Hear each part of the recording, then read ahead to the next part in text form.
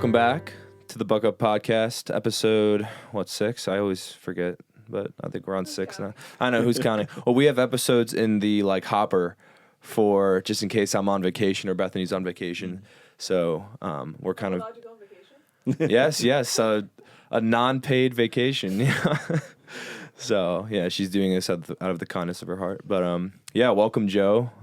Second time we're having you on, but first time we're going to actually air the episode. So, yeah, thanks for coming on, man. Thank you for having me here again. Yeah, no problem. Let's start in prayer before I forget. Father, Son, Holy Spirit, amen. Lord Jesus, we know and we trust that you have our best intentions in your heart. We know and we trust, Lord, that you want what's best for us. That as a good Father, you desire our good. That you desire our desires for what is pure, holy, and right. And Lord, we just ask that in this time of discussion and sharing and in this podcast episode that we can share what is on our hearts so that it can touch the hearts of all those who listen in the ways that you desire it to. Mother Mary, we ask that you just bless this episode, bless Joe as he speaks, and bless this room, and bless this equipment, and everything that we talk about as we pray. All glory be to the Father, and to the Son, and to the Holy Spirit, as it was in the beginning, is now, and ever shall be, world without end. Amen. I'm going to put a hat on with my work clothes because I'm a rebel, but I got to get a haircut too. It's getting too long, not corporate enough. Joe's rolling his eyes don't cut your hair. But so the topic today that was months ago was false masculinity with Joe.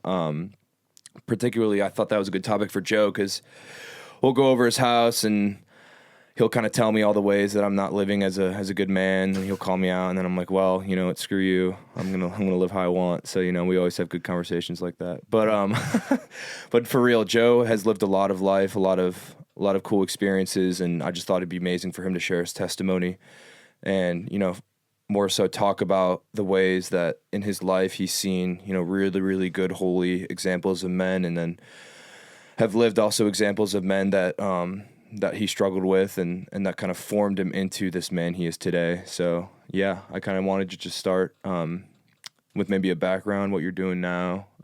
Praise Nation, obviously. But I'll let you talk about that. Well, let me start, like you said. Sure. You wanted a funny story, obviously. You said, this is our second try at this thing. So back in 1997,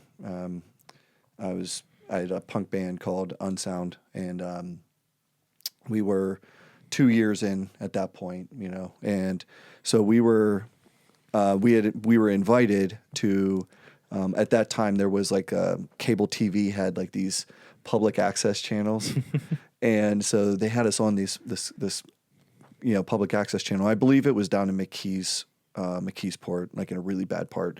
So we got on there, and the idea was you'd play, or your band would play, right? Mm-hmm. And then afterwards, you'd come into the studio part, and they would interview you, and people would call in, and it would be and then people would help fundraise for the thing, and they chose us for whatever reason, So we get up, we play. Our set was great. It was one of the best at that time that we had, and it was you're in this cool studio. There's all these cameras on you. This is 1997. We're just some nobody punk band, right?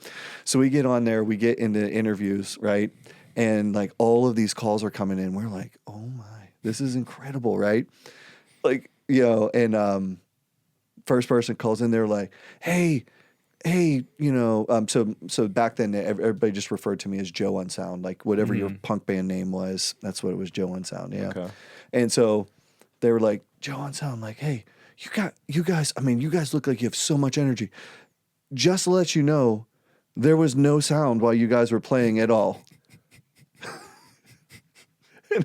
And so I was we were like, what? They were like, yeah, there was some technical difficulties. So for an hour, we were just jumping around on stage and stuff. There was no sound. So kind of how we, only difference was we'll see what happens, because then what ended up happening after that, they were like, oh, okay, well, people called in, it's like, send it back in, fix the sound, right? So they fixed the sound, right?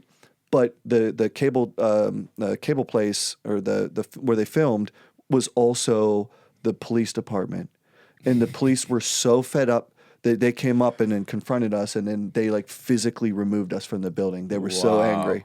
So we'll see. We'll see if the second crack at this, if we get physically removed from the. But to be fair, the fact that our band name was Unsound, that our first live TV thing was, there was no sound, and then people saw us being physically removed by the police on the thing. It helped. That was perfect. Yeah, that's the most punk rock thing I've build ever up a heard. persona. But Yeah. So did you guys ever get that recording done or no? No. And yeah, it was. Yeah, I didn't know that story. It's Yeah. a good story. I was wondering where that was going. I'm like, I've never heard this story before. So. No, but when you called me afterwards, you're like, oh, Joe, hey, sorry about this. I was thinking, oh, Max has no idea. This is the I have history here. Yeah. For everyone who doesn't know, yeah, we had a recording session a month or so ago, and Bethany couldn't make it. Shame on her. But we couldn't. Me and Joe decided to record without headphones, like we're doing now. Yeah. But we didn't know that the audio had stopped because Bethany's computer had shut off. So we went like an hour and a half without knowing that it was recording. And then we got done, and I saw that it only recorded 20 minutes, and my heart was just, it sunk to the ground. And I'm like, well, you're never coming back, Joe. Sorry. But yeah, Praise Nation. Talk a little about Praise Nation, man. All right. So Praise Nation, I've been doing, it's a ministry where we are really trying to usher in this era of divine Eucharistic intimacy. Mm-hmm. Basically, it's a music ministry focus on adoration. As simple as it is, right? Yeah. We write songs, we film, record events, we have festivals of praise. And we basically just facilitate opportunities for people to have that encounter with Christ in a very intimate way, so that they can, they could take that and it can help open up what they're receiving in the sacraments, whether it's reconciliation or obviously most important at Mass. What's the biggest fruit you've seen from the band? If you could put it into maybe a fruit of virtue, or like something to the like what is something you've seen that people get from Praise Nation events, a common theme? I would, I'd say probably the easiest one is just just genuine charity, pointing back to my first story, right? I've been in a band since I was since 1995. So, and I for most of my life, I've just been in bands, around bands. That's, in every type of situation, right? And this is the first time I've experienced,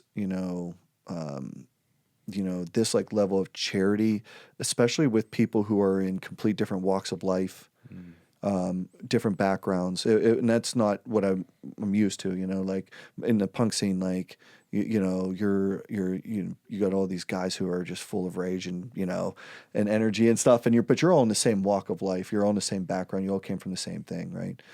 And then Praise Nation, the age gap is pretty extreme between all the people, and then where we are in life and what we're all doing is so vastly different. But we actually genuinely have we genuinely love each other. And then we genuinely give that out to everybody else. We all sacrifice. We all have all of these things in our lives that we have to lay down to give this, to give our talents and giftings away to other people. And just seeing that exchange of charity, like that actual love dance, seeing it in the physicality of it, like the actual humanity of it, seeing this person laying down, sacrificing this time with their kids, this person laying down their time with their ministry and work, this person having to take vacation days, this person having to leave their kids' thing to come here. Obviously Father Levi's in it, and then him having to bounce around all of his pastoral things to come and do these things, and then all of the work and effort, and then all of these other people that participate in it, and all the sacrifices that they make, all the people that donate to it, all the people help facilitate it with their individual talents.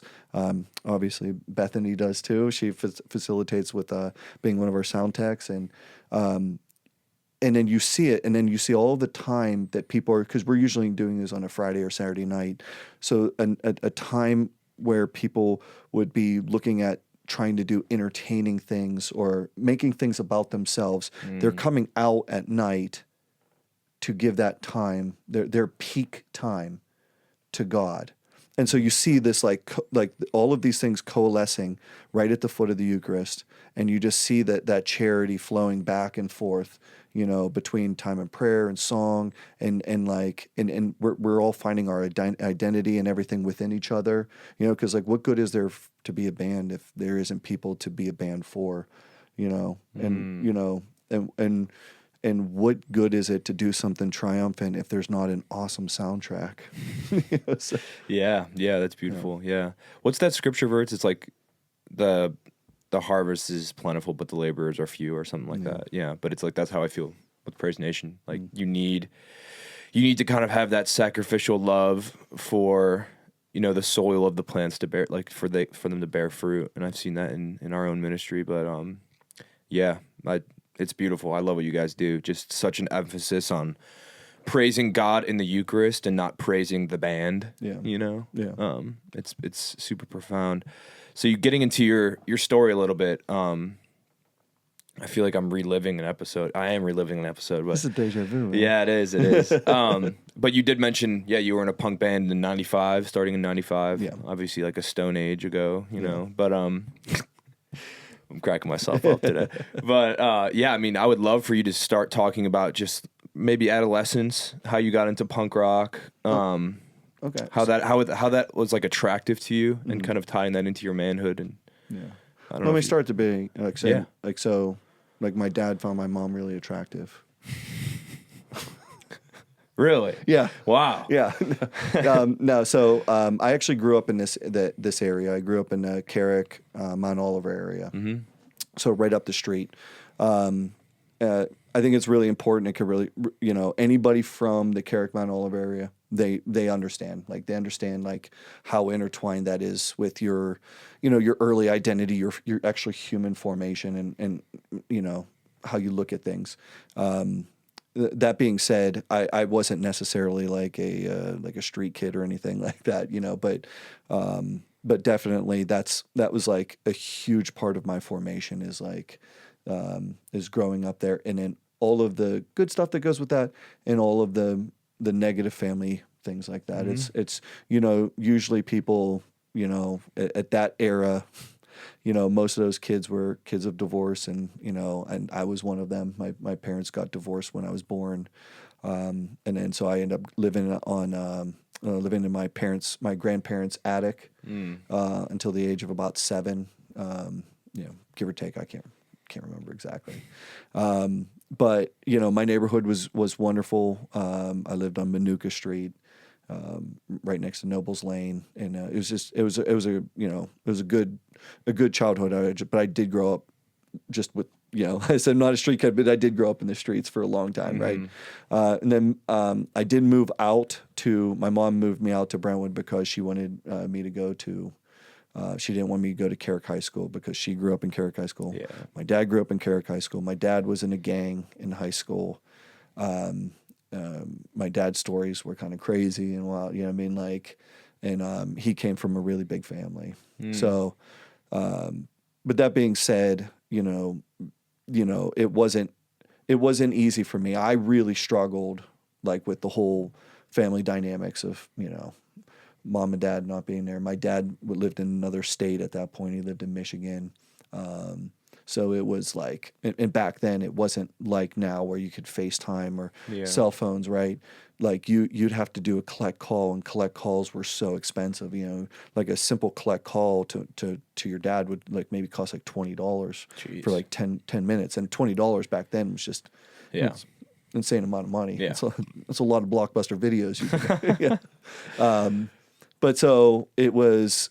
Growing up, speak on masculinity and stuff like that. It was, there wasn't, that was tough. There was no doubt that was tough. And so I think that played into this sense of, I don't know, just kind of being lost, at the end. I did play sports. I had what I would consider a great childhood back when, kids used to be like more adventurous and stuff like that. At the same time, I would never allow my kids to have the childhood that I did. I know for a fact I should be dead at least 7 times over just on the childhood aspect. In what way? Like, give me an example of some time you should have been dead. So, in my dad's infinite wisdom, and if he listens to this, like, Dad, you did this, right? Like, there's no denying this. Like, I hadn't seen my dad for a while, like, and I think he felt bad, and him and his ex-brother-in-law built a dune buggy, okay, and no rollover cage, no anything, right? 6-speed, 6-gear, top speed was nearly 60 miles per hour, okay? No safety harnesses, no nothing, right? And he just shows up and he's like, "Oh, I got this for you guys, for my brother, my oldest brother, me and my oldest brother." I was probably 14, maybe 13 years old at the time. Maybe. I'm being generous. Yeah. Right? And I mean, my one son, Nolan, like, imagine his age. Yeah. Right? That's wild, man. Now, imagine giving somebody a motor vehicle at that age, 60 miles per hour. All right. So he just drop it off, right? But my mom worked full time, my stepdad worked full time, my dad was in another state, right? I had nobody around to tell me no. So I did. And so in Brentwood, there's a place called the Hollow, which is like this just huge open woods area with trails and creeks and stuff like that. So a couple of my friends would come over, and we didn't have a helmet for the thing. First time we took it out, we ruined the brakes. So we never had brakes on it after that point. Jeez. So what we would do is we'd have 1 or 2 guys hanging off the back of it, and we would just drag our feet to as the brakes, and that was our only form of brakes. And yeah. If Justin's listening to us, Brian, I'm not going to say their last names, but they would know, because those dudes should be dead too. More than me, and More than you, yeah. Well, more than Were they me. the brakes? What? No, I was the brakes. So like when we would hit something, like you would hit a dry creek bed or whatever, like I would get thrown, and that was much safer. Like the one time Brian got this, I mean, just gnarly seatbelt burn, like, but really, I mean, the whiplash and everything else like that, like, I mean, he could have easily broken his neck. We didn't know. Yeah. We didn't know. Well, I mean, we're just like these idiots flying around in his dune buggy. Like, it was insane. Like, looking back at it, it startles me. It really, really startles me. So that's like one instance, like great. I mean, and I can't even tell you how many times we did that until we ruined that dune buggy. And that was a well-made dune buggy. But I mean, you were a 14-year-old boy at that point. Yeah. Could anything survive a 14-year-old boy? No. No, I don't think so. Man. No. Yeah. We went hard. We went hard. As you should when you're a 14-year-old boy. Oh, yeah. And one time the police tried chasing us, but in Brentwood, there's a whole bunch of cuts and stairs. Yeah. That Pittsburgh's known for. So we would just I mean, this dune buggy would just zoom up these stairs, and like, it was, Oh, man. I apologize. That stuff was Grand Theft Dune buggy, dude. Yeah. But it was things like that where, yeah. Yeah. So Sweet. Yeah. I've never heard that before either. So that's crazy. Yeah. I mean, I would love to. I know last time we kind of talked about you and your first experience with music as well, and that being a big part of your growing up. And obviously, I want to keep relating these things as we talk to kind of how they formed you as a man. Yeah. So maybe going into your first experience with music and how you kind of fell in love with that. Okay. So, and that actually, I kind of want to tie that into actually my first experience with God too. Sure. Yeah. Because so that happened roughly at the same time. So like when I'm saying with the dune buggy, I think this plays in perfectly because I'm like living this like chaotic lifestyle, right? But at the same time, my home life is like it's really rough. I'm at a really, really low point. It just kind of dawns on me like, I'm not loved. Like nobody loves me in the world, right? My relationship with my parents is stressed to a point where it's like, that it was just not in a good point, right? And then I had a really, really powerful encounter with Christ, and it just changed my life. Like, but not in the way that maybe people think that it would, right? You know, it like I distinctly remember knowing afterwards that I would never fit in.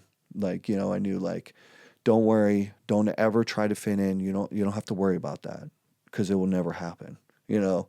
And then so having that reassurance of like that freedom to never have to worry about that ever again was so peaceful. Because you felt like there was a lie of like trying to fit in with your Everything. you weren't loved, so you were Yeah. just trying to always be loved through fitting in. Yeah. Yeah. Or, Well, like yeah. if you would see pictures of me back then, like you would think, so my mom like basically dressed me. My mom bought me my glasses, bought me my braces, everything like, right. Yeah. You would say like, why did Joe's mom hate him so much? You know what I mean? Like it was terrible. And everybody thinks like I'm exaggerating until they see the pictures.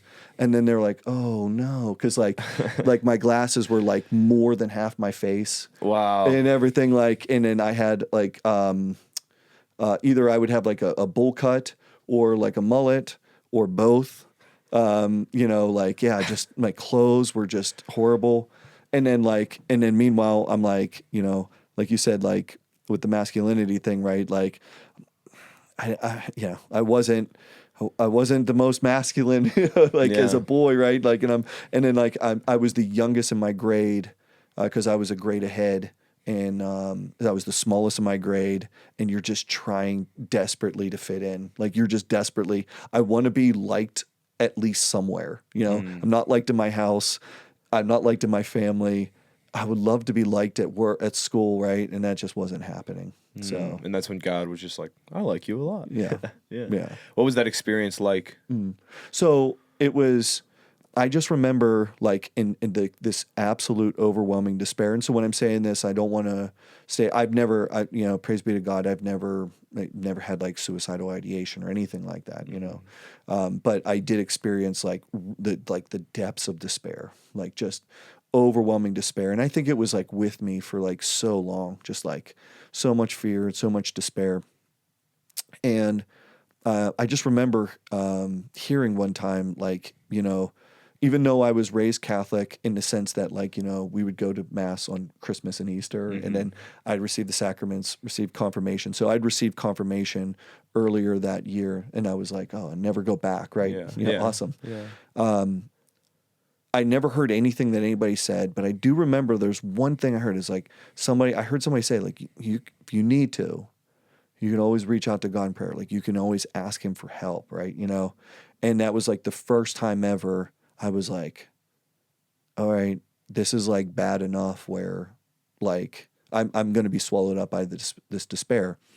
And then so like I just like open my heart and like reach out to God, right? And then it was one of those one of those things that was like so immediate and profound. Like he was there and he was present. And, you know, I don't know, like, if you would classify it as like an apparition or just his presence was so powerful, but it's all I could see, you know? And, you know, people will ask me like, well, what was he like? Was he, you know, those sort of stuff. Like, one, it was so overwhelming because yes, I opened my heart to pray, but I had no idea what to expect. So it was so like the fact that something happened, let alone something so profound happened, really caught me off guard, right? You know, but I was more focused on the thing he said and his power, because the first thing I noticed was his power. So like the power of his presence, like, so he appeared and the power of his presence literally struck the despair like to the furthest outreaches of like eternity, like infinite, like It was gone immediately. Yeah, it was gone immediately. And that was like, years of despair, right? yeah, You years said? of despair, years of feeling unloved and all this other stuff, like gone, wiped out, like infinitely, you know, like it just seemed like it was so epically far away from me that like, you know, like you couldn't in that moment, like you were just like, what is this type of power that can do like, because even at that age, 14, like if I had the ability to do that myself, I would have done it a long time ago. Yeah. I would have loved myself. I'd have been like, hey, you're all right. But I didn't. So there I was, right? So I was struck by that. And like, I was like almost like in the most deepest contemplation of that, like that specific thought. Who is this who like can strike despair down just by being there, right? And then 2, what he said is, you are not alone. And in that, like the way it sounded, right, was just like, it was like everything I ever needed in my life was wound up in that, Wow. And I was like, and as corny as this might sound, it was seriously like that M&M commercial when they see Santa Claus and they're like, he is real, and they like pass out. I was like, so the funniest thing was, so as soon as this happened, like it was over briefly. It was just like, I should say, I don't know how long it actually took. I have no idea, right? But afterwards, I'm sitting in my room, I'm like stunned. My room's back to being dark. I'm like, oh my. Because I'm thinking like, oh man, like I could feel how much of a freak I am now. Like, you're just like, oh no. Oh no. Like, because I don't know anybody religious. So I've never met anybody religious. Yeah, what do you mean when you say you're a freak? Like you felt like you're a freak? Like you just felt you didn't belong? Like you felt like, not belonging? because I felt like, oh, who do you talk about with something like this? Yeah, Like you're like, oh no, what does this mean? Type of thing. And, and you realize like, oh wow, he literally left without any instructions. And then like I was thinking, I was like, there's no instruction manual for this. And then the funniest thing came to mind, it was like, well, you have a Bible, right? And we had this family Bible, and it's on top of one of our things. That's, so I go, and it's typical thing, right? Inch of dust on top of it. So I go, dust it off. I open it up, and I just randomly open it up to a thing, and it ends up opening up to Isaiah, which ends up being, that was my confirmation name. Wow. And the only reason I picked Isaiah as a confirmation name is because I thought, wow, that's a cool name. That's like different from all these other people at Park. They were all picking like Mark, John, Luke, like whatever the teacher was suggesting. That's what people were picking as their confirmation name, right? And I was like scanning all of the names. Like, oh, Isaiah, look at that. I have no idea where the A's go and the I's go and how to spell this. Then no one else will too. This is cool, right? And then for that, so I read. I don't know what passage is, so so I read this one paragraph, and I was like, yeah, I don't know what that means, and I close it and I put the Bible back up. I never opened it back up again. Wow. Yeah, just because I was like, I don't know, right? Not to mention the fact I didn't know a single religious person at school. I didn't know a single religious person in my family on either side. I didn't have a single religious friend. Nobody I knew had ever talked about God. So God was never a topic of discussion ever under any circumstances, for any reason. So I was just like, okay, so what do I do? What do I know? I'm not alone, and God's real, and that I'll never fit in. That leads into my next encounter is like shortly after we went down to the beach, and I didn't care about music at all. I didn't grow up listening to music, wasn't a thing. And then I told this story to you before about we were walking on the boardwalk, and we enter into one of those those cheesy little surf shop things, and so I'm in there, and then all of a sudden like in one of those big old TVs up on like the corner mount things and the thing, I just see this disheveled guy just rocking on a chair, singing his heart out. And it was this song called Creep by Stone Temple Pilots. And it was the acoustic version. And I'm telling you, like, it just cut me right through. I was like, what?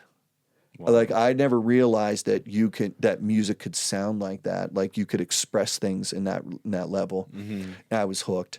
So I started looking at that, and so I got into like alternative grunge music really hard, really quick. Started skateboarding.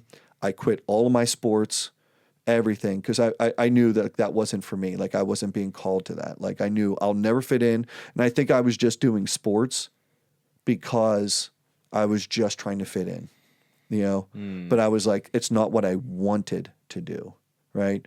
And then so, yeah, I did that. And just as quickly as I got into that, I got introduced to punk rock. And then I was like, goodbye. Like, I totally fell in love. What age were you at this point? 15? At 14, 15, I think that's probably 15 at that point. Okay. You know, Max, it was so long ago. Like those dates can be so. Yeah. You know, if anybody that's listening to this knows, like they would know like the exact better than I would. But right around that rough time. What's the difference between grunge and punk rock? So alternative grunge. Well, alternative grunge was more, I would say, more of it had more of a radio appeal that like it was more palpable to like mainstream. It was like more of like a moody, a melancholic, watered down, less energetic, more like whiny version of a more slower version of punk. It had some of the energy, but it was definitely muted in a lot of regards, which I like. Don't get me wrong. Like, I mean, you know, some of like one of the bands I still love to this day. Only their first 2 albums was Weezer. You know, I still love some of those Stone Temple Pilots songs, but yeah, once I got introduced to punk rock, that's when I knew I was like, this is what I had been looking for. This is where I'm at home. Like I knew it was my pocket as soon as I heard it. And I remember the album that did it for me. Well, the 2 albums that did it for me was Screeching Weasel, Boogada Boogada Boogada, and Operation Ivy Energy. Operation Ivy is still my absolute all-time favorite band. Screeching Weasel's number two. It hasn't changed since I was 15 years old. Wow. Same favorite songs, same favorite albums, never have changed. As soon as I hear those songs, I'm like, I'm back in it. Like I love it. It's, you know. Would you attribute that obsession with music that you found to that experience with God? Or would you think you would have still gotten super hooked on it, regardless if you had that experience with God? No, I think so. First off, I think if you know, for punk rock to kind of like sit well in your heart, right? You have to have the right amount of trauma, which I did, right? And you have to have the right amount of compassion, which I did. And then with the one component, that one secret sauce, was this beautiful encounter, this wild encounter I had with God, right? I barely talked about it with anybody. I mean, at that time, I think only 2 people knew, but I remember talking about it with my girlfriend at that time, and that girlfriend at that time, I had every intention of marrying her and everything. Like it was a very, very serious relationship. I just remember looking in her eyes and just going like, oh, okay. And because she was actually, her mom was kind of religious because she made us go back to mass and everything. And I remember like seeing in her eyes, like, okay, Joe, that's a little bit out there. And I'm like, okay, good to know. Good to know. So I'm like, you know, I learned, okay, don't share that. Don't share that with people. Your experience with God. Yeah. So I learned that back then, you know, don't share that. So progressing a little bit, I mean, like, did you kind of just fall in love with punk rock, join a band, and then was your relationship with God still dependent on that experience, or you just kind of forgot about it and fell in love with punk rock? Like, what was the... No, it was honestly, it was like, it was both and, you know. So one of the things, I'll take a step back, right? Sure. So even before I learned how to play equipment or learn an instrument, it was strange. Like after this encounter with Christ, right, I just could write songs. I had no idea how to play music, no idea how to do anything but I could write a song right off the bat. And other people noticed, and like my cousin Bill, who played guitar at that time, who was hugely influential to me, like, and you know what you were saying, like talking about like good godly men.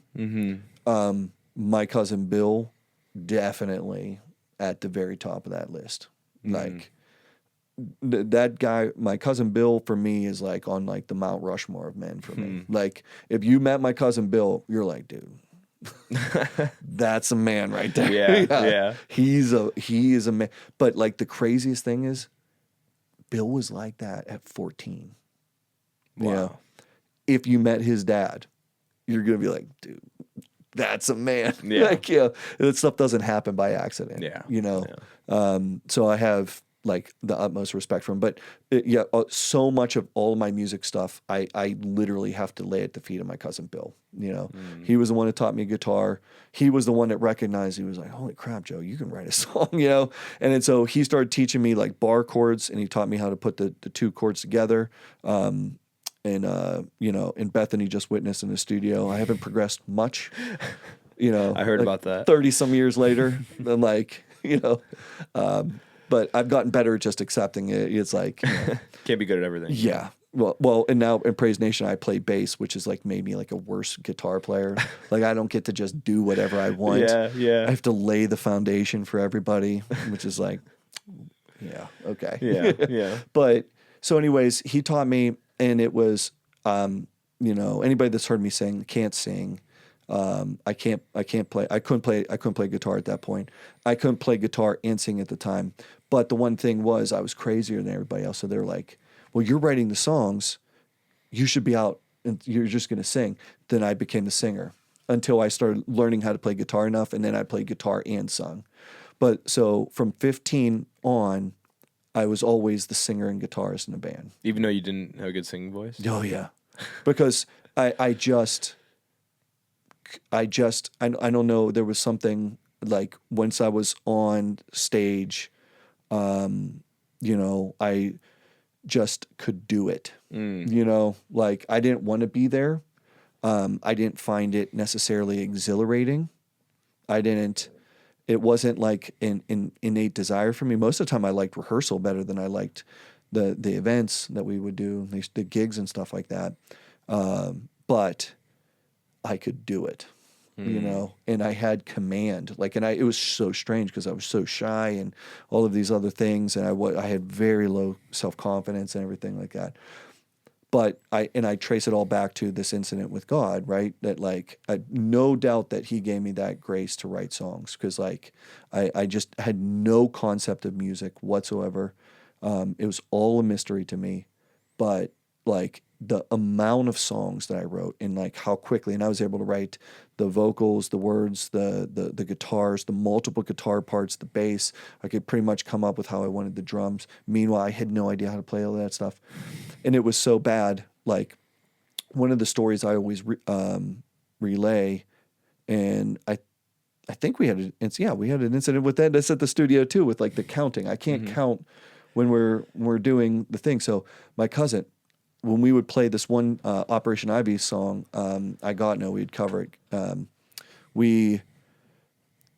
It started vocally, okay, and I didn't know how to start it vocally. So like my cousin figured out a way to. So he would turn his back to the crowd and he would look to me and mouth it for me. So he would go like 1, 2, 3, 4, 1, 2, when you're dying. And then like, that's how I had to do it. That's how I had to start the song. And I mean, that's a great example of like my cousin Bill. It's like literally kind of like the level of charity that he had for me. Like he didn't make me feel bad about that. He was just like, he figured out a way to work with my vulnerability in that regard, you know? And then I would, once I was in the song, so long as the song didn't stop, I was good, you know? Like, so, but yeah. Do you think that, like, I'm trying to parse together, because you said you didn't have the best relationship with your dad growing up. Like, where did your manhood sprout from? Like, that's what I'm trying to decipher in the moment. Like, did it sprout from those experiences in music? Like, where did you start to kind of realize, okay, like something's forming me, you know? Yeah, I would say on one aspect, it was definitely Bill, my cousin Bill. One aspect, one thing that always stuck with me was his dad, my Uncle Bill. Whenever I'd go over to that side of the family's thing, right? My Uncle Bill always stuck with me. I've told him this before. He already knows this, right? I always noticed that no kid was able to walk by him without getting kicked or punched. And every single kid that encountered him knew that he saw them. He never let anybody go by him without saying, like, I see you. Like, you matter. Like, and then the other thing too is they were both incredible athletes. And my uncle literally could throw a football 70 yards. And he had like one of the hardest, like he would just throw 1,000,000 miles per hour. So growing up, like, you know, like one of the testimonials is trying to catch the ball from him. And he would just, and so that was like formative, right? Like testing yourself. Like, what are you capable of? Like standing in there, like just like, and these were like little instances, like, but making sure other people feel seen. Like, don't let people go by you, like without feeling seen. You know, I picked that up from him. My cousin Bill, like, you know, other people, like when you encounter people that are like severely limited in abilities, like don't let that hinder you, like unleashing that person's potential, you know, and then supporting them. You know, then on top of it, I was also friends with this one kid, Justin, who was like the biggest, baddest dude in school and literally just beat the crap out of me all the time. And like, you know, and that kind of helped like toughen me up a little bit, like as far as like I was still afraid of everything. But that helped a little bit with things and like and just the reality of it, you know, like there's always going to be a Justin out there that's like literally just, you know, we were best friends, but like he crushed in my lower jaw and my teeth. I had to go through surgery when I was a kid, you know, because he beat me up over a game of Excite Bike on Nintendo. You know, the one time we got in this fight outside and I got my leg ripped open. I was like in surgery forever because like 36 stitches on my inside leg and then 36 stitches on my outside. It was crazy, you know, and like, yeah, it was. So, you know, he was like an agent of chaos. You know, I love you, Justin, but you were, yeah. But that like helped me realize like, hey, this is what the world is. You know what I mean? And then, and once I got to punk rock, our drummer, Jesse Apeshit, like I'm not gonna say that's it. That's an amazing name. name. He was the wildest person I ever met. Some of the most, like, I'm not going to repeat a lot of the stories with him, but he made me confront so many things emotionally that I had never been. I was too afraid to confront. You know, like what? Well, I mean, just one thing is so that first girlfriend that I was just deeply in love with this girl, and we were together for like over 2 years, and I had just never thought about not marrying her. Like we were you know. And you were 14, 15? Oh no, I was like 15. It was like 15 to 18. Okay, gotcha. You know, type of thing, and then like, yeah, like we were in different high school sweethearts, but I was just in love with her, right? Well, she ended up falling in love with him, you know, and so we broke up. And then like, you know, like we would just be hanging out and he'd be like, he'd be like, you know, he would just look over at me and he'd like say something sweet and he'd be like, and I'd be like, oh, that's really sweet, Jesse. He's like, and that's why Tessa fell in love with me. You know, he's like, remember the time she tried to hold my hand? I do. I think about that. I'm like, dude, what is your problem? You know, but he would, I mean, toughen you up a little bit. Well, back then I like the idea of letting people know how I felt about anything emotionally. No shot. Like you guys don't know because like I'm very open and transparent right now. That I would say that would be directly back to him because he blew open that door where before, like, because I thought my the way I looked at it was emotions was something like if you share how you feel about something or what emotional state you are in, somebody's going to use that against you. That's how people use you and manipulate you. So you shut that down and you shut it down quickly, right? And that's how I lived, you know? And so I was like say like my hero at that time would have been like Michael Corleone from Godfather, right? You know, like just total. Yeah. You know, I probably was much more like that stoic, like, you know, yeah, but I'm not going to show anybody anything until he made me confront all of that stuff and bring it to the forefront. Now, was it unconventional? Yeah. Was he an agent of chaos more than anybody else I've ever met? Any story of any human being I've heard, like nobody holds a candle to Jesse. And anybody that knows him and anybody that was there knows, you know, the two people, my other friend, Jesse, who I'm still really close friends with, him and Bill, they were both in the band. Jesse was in the bass, Bill was in the guitar, right? Both of them had many encounters and knew him, grew up with him with too. Like, so they can vouch for the level of chaos that this guy brought. But once again, for me, what that did was, can you as a man, right, as a growing man, right, can you surf that chaos? Or is it going to swallow you up, you know, or are you going to run away from it? Or what is your choice going to be here? And I was like, you know what, I think I can surf this chaos, you know.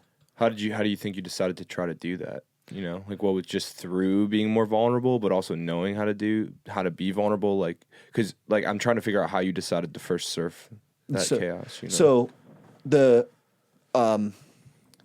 you know, what's funny is I actually just shared this story earlier today. I can't share the details just because I don't want to hurt anybody with some of the things. But there was an incident where there was a personal letter that somebody wrote that was extraordinarily hurtful and said a lot. It said the most terrible things that had ever been said about me in a letter. And at that time, we had a punk house. So a couple punk bands lived in this house and on Nobles Lane, the corner of Nobles Lane. And so I came home from work and I talked to Jesse about it, you know, and he was like, made fun of me about it and stuff. But like that night, so I came home and there was this band or this party and everybody's drinking because that was like every night, you know. And I don't drink. I've never drank, never did drugs, anything. So I'm stone cold sober. I come home and they had taken the letter and they had split it up into different parts and made a play. and like, so they were acted out the absolute worst things that had ever been said to me about the people that were supposed to love me the most. Right. No, and like, I was like stunned, like, you know, but like, right. It was like fight or flight at that point. Like, am I going to stay in this moment? Like, am I not going to escape? Or am I going to flee? Right. And now maybe not run away from the situation, but am I going to flee internally? How am I going to handle the situation? And I was just like, I decided, you know, I'm going to lean into this. Like, I just felt like there was something there that I needed to like stand there and have the very worst, confront the very worst about me, you know? And I did, you know? And it was like, there was no fanfare. There was no like, oh, Joe, you're such a man for standing there taking that. I was like, no, it was like, this is so embarrassing. Let's move on to the next thing type of thing, you know? Wow. But meanwhile, they had none of those people there, not even Jesse, they had no idea the impact that had on me, right? And the best way I can describe it is there was this movie called Fight Club in which there was one scene where Tyler Durden, like he creates this chemical burn on Edward Norton's character, right? And he's telling him, and like Edward Norton's trying to pull away real quick and put it underwater. And he was like, listen, and he's not letting him. He's like, listen to me. Stop running away from the pain. Stop it, right? And he was like, look at me. Look me in the eyes, okay? I know it hurts. He's like, but I need you to listen to me. I need you to calm yourself down. Listen to me. You can pull away and put your hand on the water, and the burn is going to get worse, and you're going to activate the chemicals, and it's going to spread all over your skin, and you're not going to be able to stop it. Right? And your body's going to go in shock type of thing. And he's like, or you can listen to me. And there's lime on the table. And we can pour lime on it and it'll counter the chemicals, and the burn will stop. And he's like, what you want? And it takes him a while to like, because he's in so much pain. And he's trying to pull away, and he comes to it. He's like, I want the lime. He's like, okay. He's like, I'm going to let you go. And he lets him go, and he doesn't just pull away. He calmly goes over there, puts a lime on there. That's what that situation was like, you know?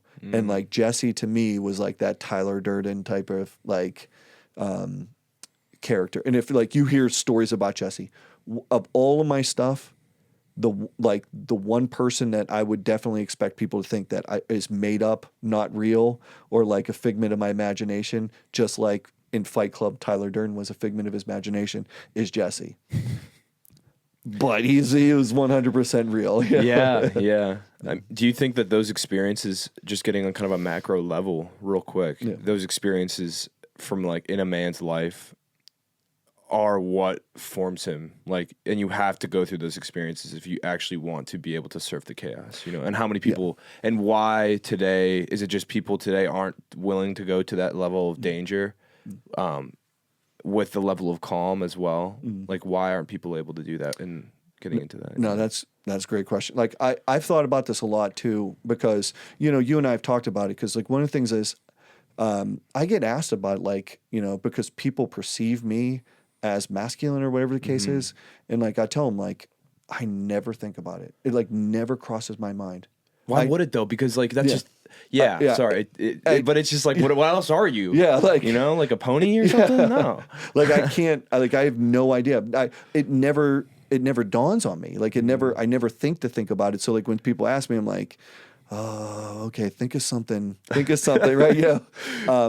But to your point is, when I think about it, for the longest time, right, men have had to face like primal fear situations, right?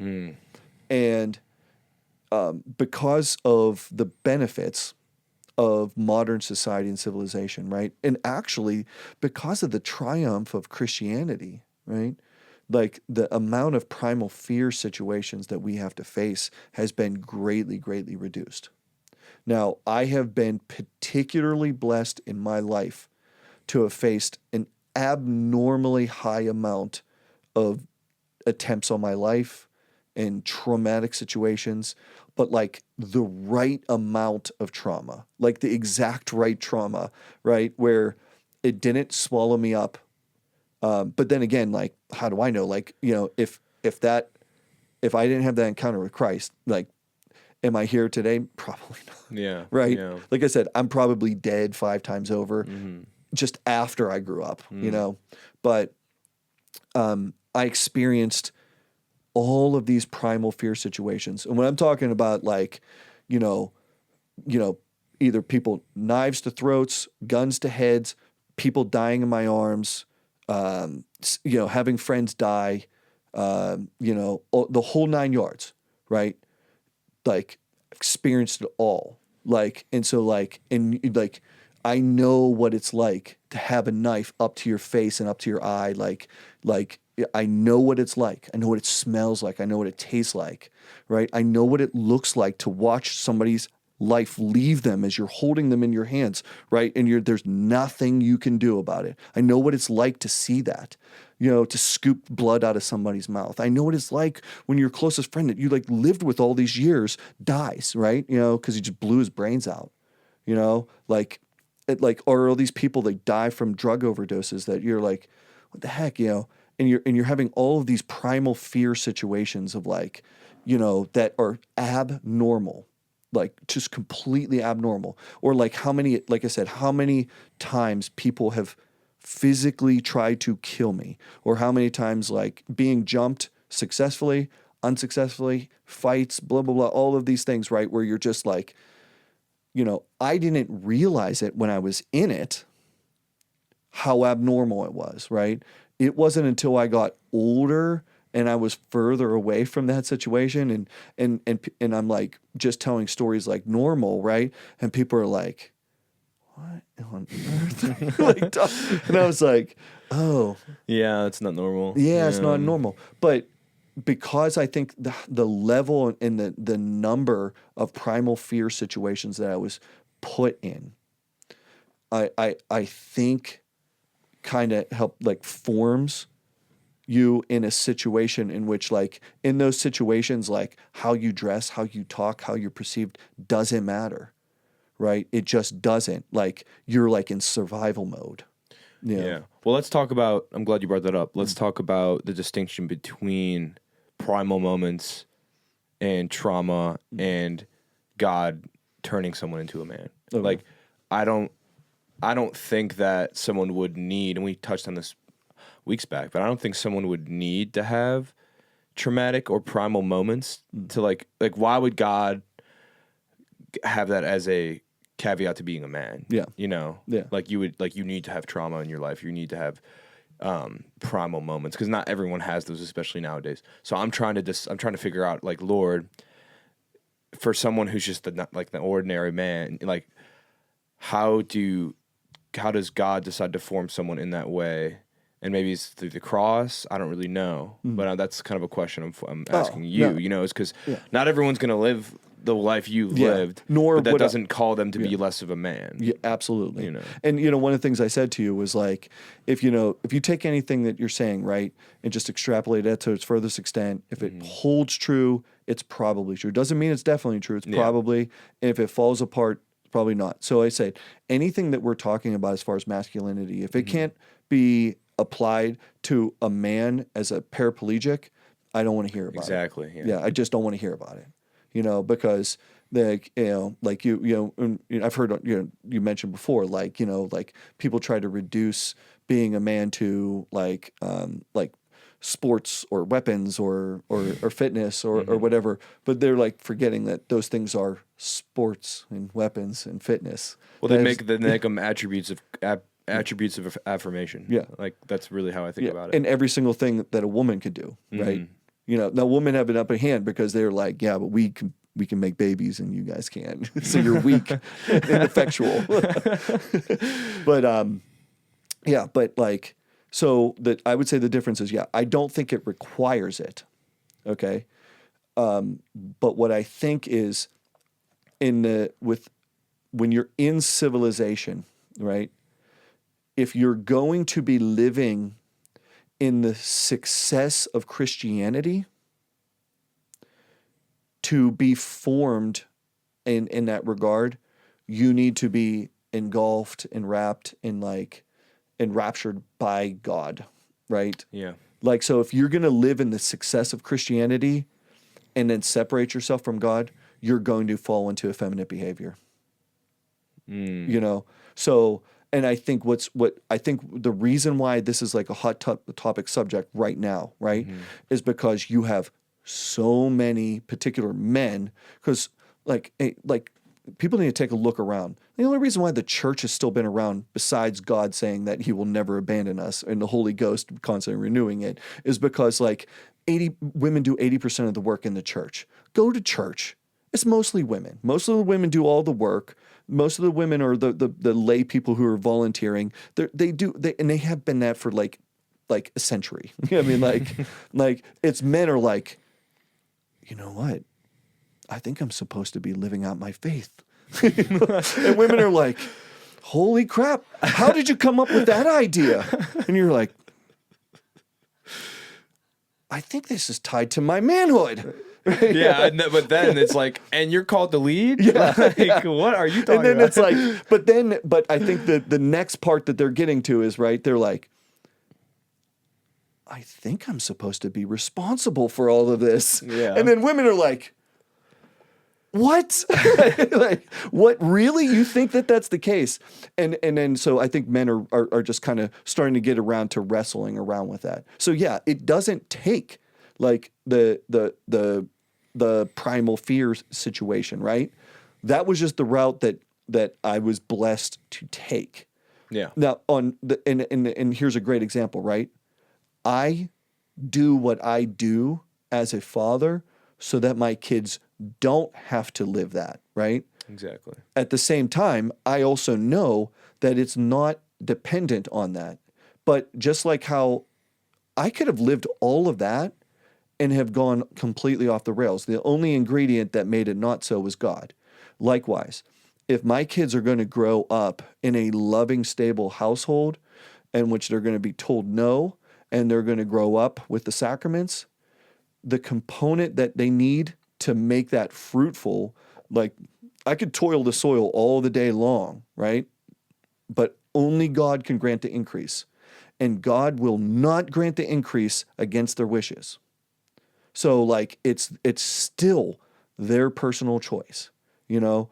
And so it's, you know, when we're saying like, yeah, it's not a requirement to have these primal fear things, but it is a requirement that if you are going to live in the success of Christianity and the success of the power of Christ's resurrection,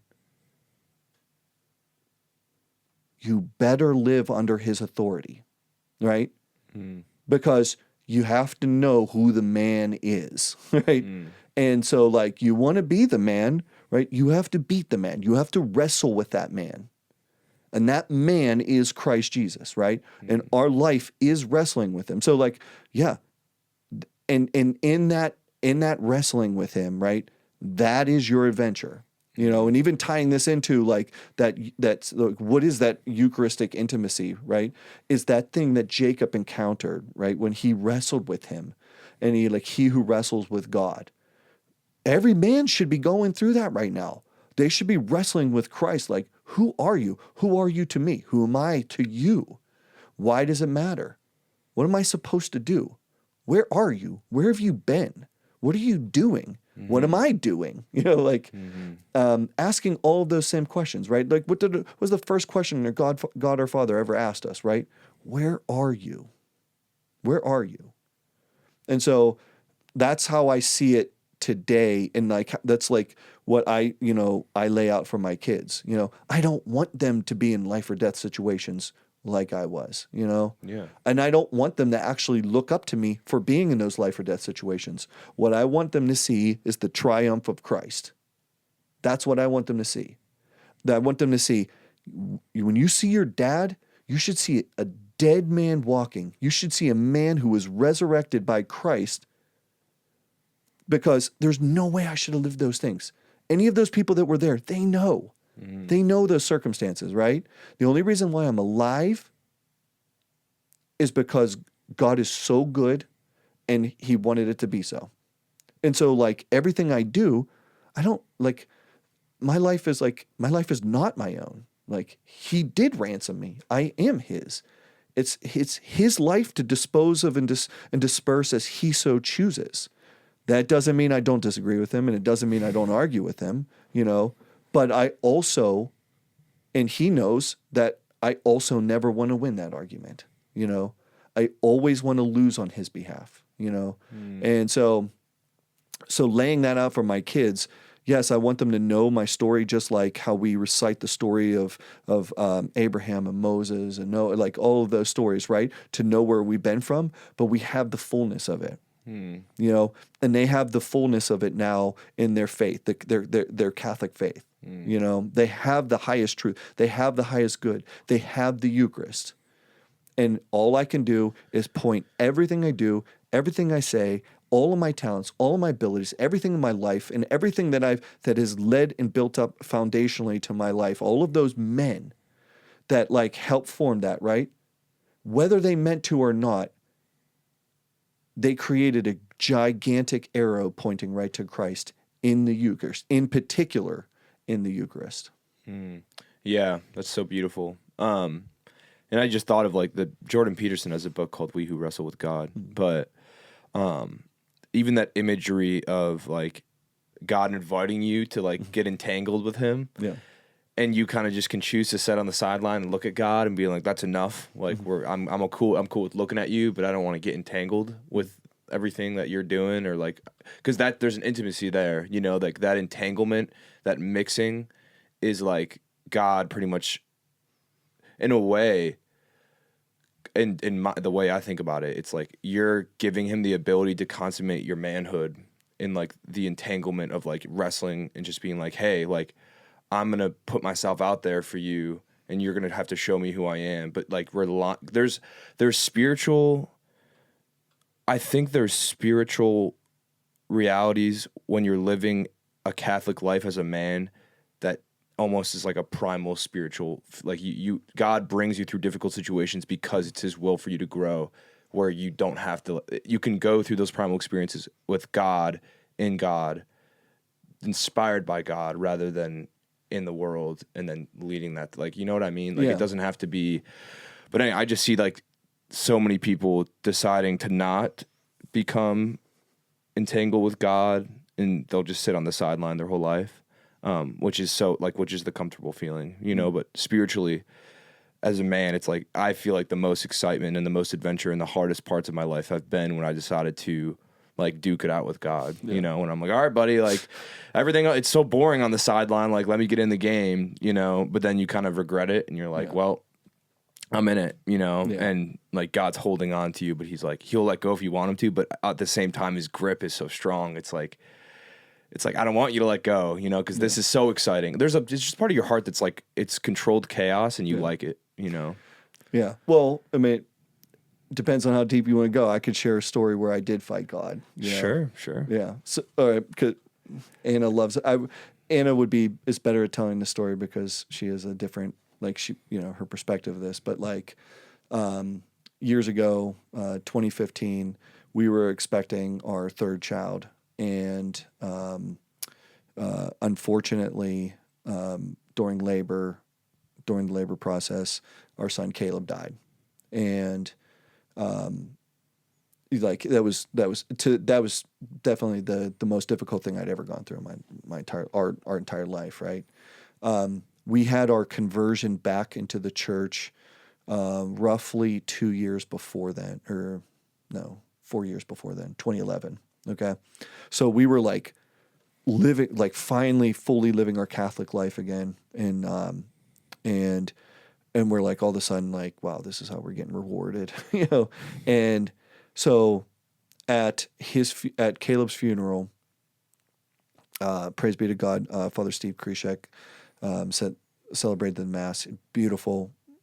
It was just beautiful at St. Norbert Church. And then like, you know, the funeral director told us, they're like, hey, just to let you know, just to prepare you, like, hey, people, like when it comes to children dying, like it's usually like really, the funerals are really bad, and they're trying to prepare us. And like, we were being like at that time, like the doctors were kind of psychologically trying to evaluate us and stuff like that to see, because like it's such a traumatic situation. But Anna and I, we were so faithful. Like we were on fire. Like we were like, God, we trust you. We trust you in this. Like, this is really hard. And like, you know, like you're saying, being entangled, like just how close God felt to us, like just not letting us, like, you know, like holding us. Right. So hey, they're prepping us, and we're like, okay. So Anna and I talking about it, we're like, okay, we're going to go in there and we're going to be strong for everybody, right? We're going to do this. We're going to show everybody how strong our faith. We're going to be a great testament to the faith, because we knew my family's not, you know, what it is. And we weren't sure who was going to come because it was, it's a tough thing. So I wasn't like, you know, so I get there, so we pull up, and I remember at that time it was Father Mike Roach was our parochial vicar. He came out and he saw us, and he knew that there was a child's funeral. He didn't know it was ours. So he saw us, and we were all dressed in black, and he just started bawling his eyes out. He's like, I didn't know it was you guys. And he came and like kind of fell on us, like almost like you just had a prodigal son, right? Like he literally like neck hugged us, and like it was really beautiful. Like, he's a really good priest, Father Mike Roach, you know, really beautiful. And like, but like internally I was like, I'm supposed to be strong. Like, I'm like trying to hold it together. You know, I was like, oh, my son. And then like they interrupted us, and then they gave us our son in this little white box, you know, box is about like that big. And I just like I felt it like break, you know, like, you know, just something just broke in me. My heart just broke. Like, and then you have to carry your child up and lay him in front of the altar. You know what I mean? And it's just like, you know, all of those things that we say about like God, like about, you know, like laying it all down, and like when we sing these praise songs and stuff like that, people have a different view of those songs than I do. Like when I say I lay it down at your feet, you know what I think of is laying my son down physically in a box, in a white box at his feet, because I'm powerless. I have no, like, and he has all my hope and everything is in him, you know, like, because as a father, I couldn't do anything. Right. And so then I'm like, I at this point, like, I'm like just starting to get dizzy or whatever. And like, I'm having trouble breathing, and like, and then so I sit down and they're like, get him some water or whatever. And like, and people are thinking I'm having an anxiety attack. Right. But I can start hearing the Holy Ghost telling me he wants me to tell everybody there to repent and come back to the church. Right. And I'm like, what? Like, and honestly, like, I'm fighting back with everything in my heart. Like, how dare you? Like literally, you're seeing a heartbroken man. You're seeing a man being reduced down to nothing.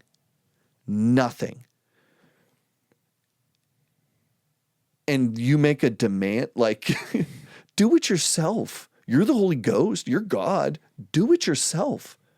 You know, what does this have to do with me? You know, and it's just like he kept saying it. It wasn't a command. It was like an invitation, but it was a really strongly worded invitation from God. It's like, and I was like, no, like, and I fought him. And like, the further I fought him, the further I depreciated physically.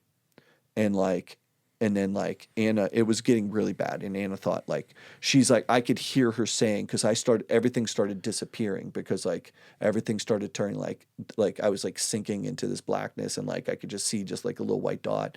And like nobody knows that this stuff is going on internally to me. Everybody thinks I'm having an anxiety attack, which I don't have.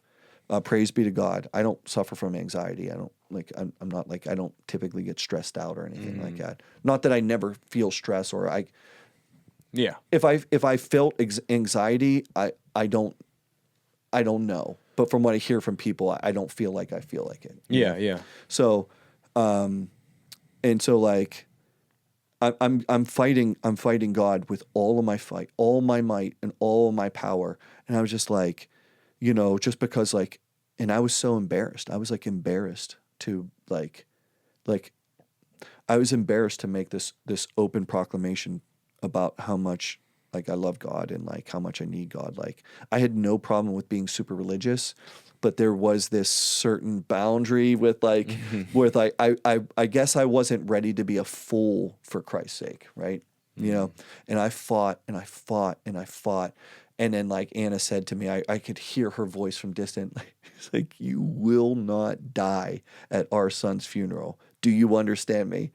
It was like, okay, you know, and I was just like, and so I told the Holy Ghost, I was like, okay, I'll do it. And it was just like that. He released me. He was like, yeah, there you go. Now that you're not fighting against me, right? And I was like, and I kind of came to, and I was like, and everybody's like looking at me. And like, I just remember when Father Steve was giving the homily, he was so worried. He was like, he could see me because he was like, oh my goodness, this dude's gonna die like at this funeral.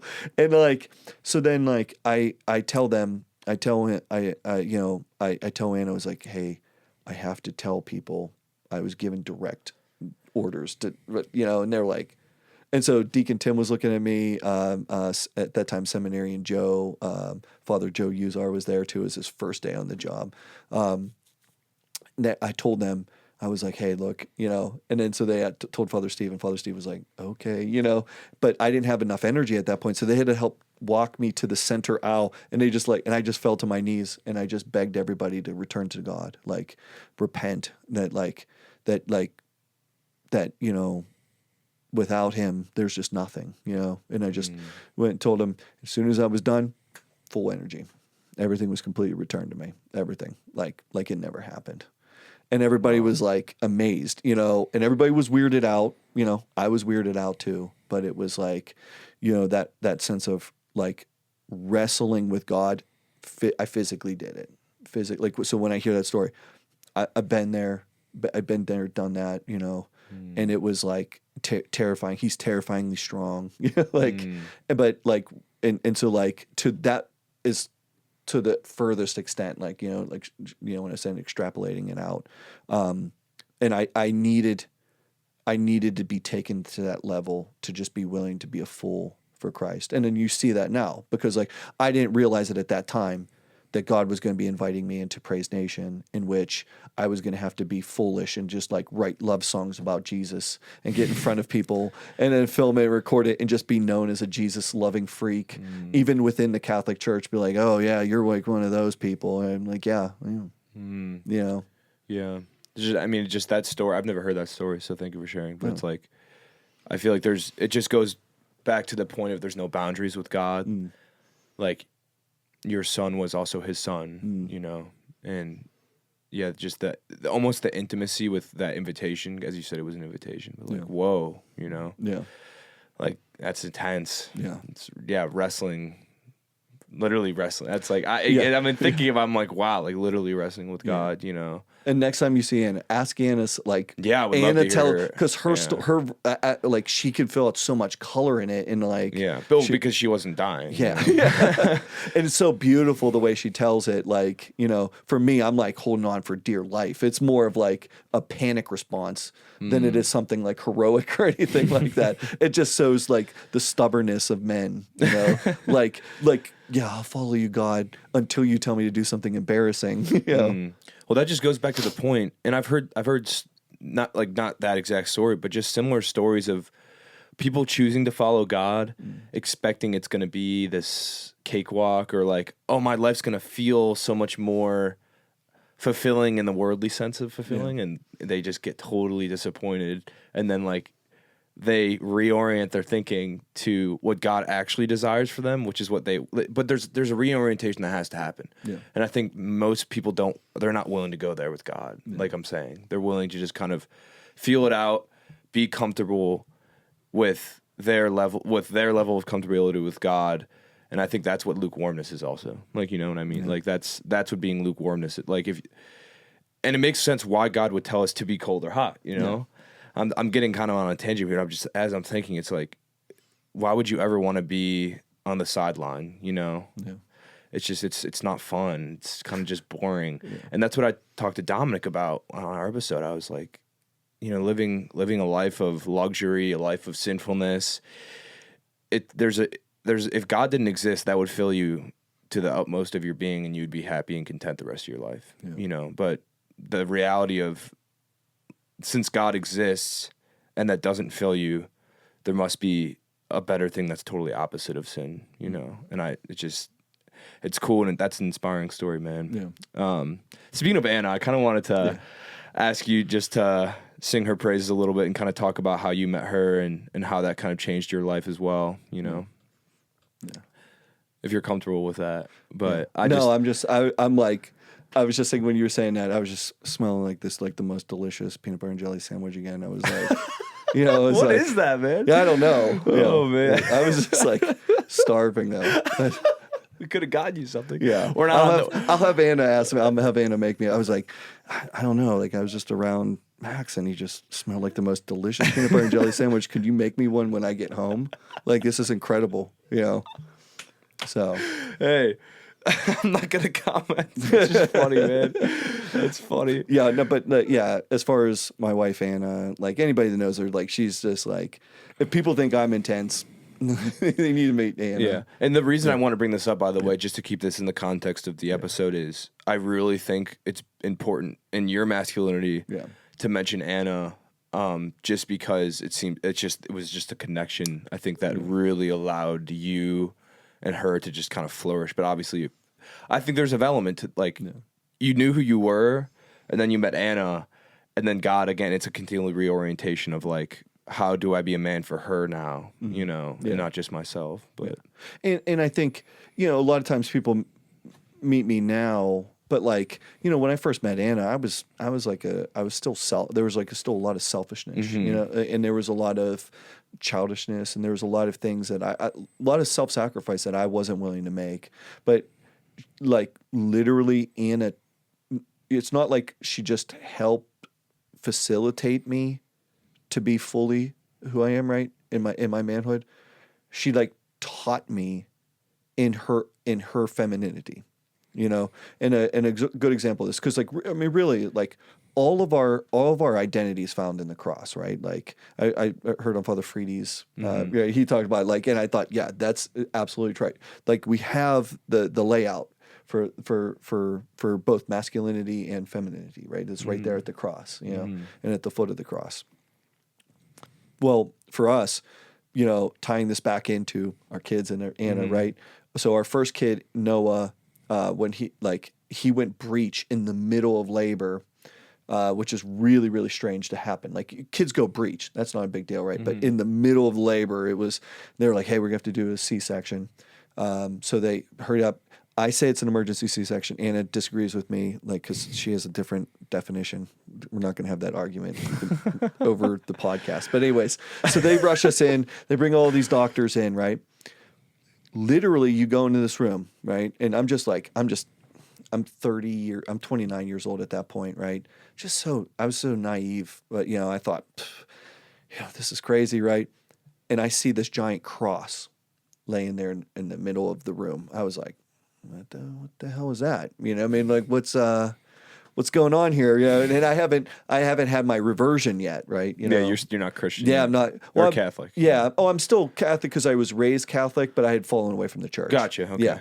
Yeah. I wasn't going to church or anything like that. Yeah. Right? I see this giant cross in the middle of it. Hey, what's that? What you guys doing with that thing, right? You know, like, oh, that's for Anna. And I was like, what? You know? And so literally they take your wife and they strip her down naked. And she's in a room full of people that you don't know. And they tie her to the cross. They tie her arms down here, here, here on both arms.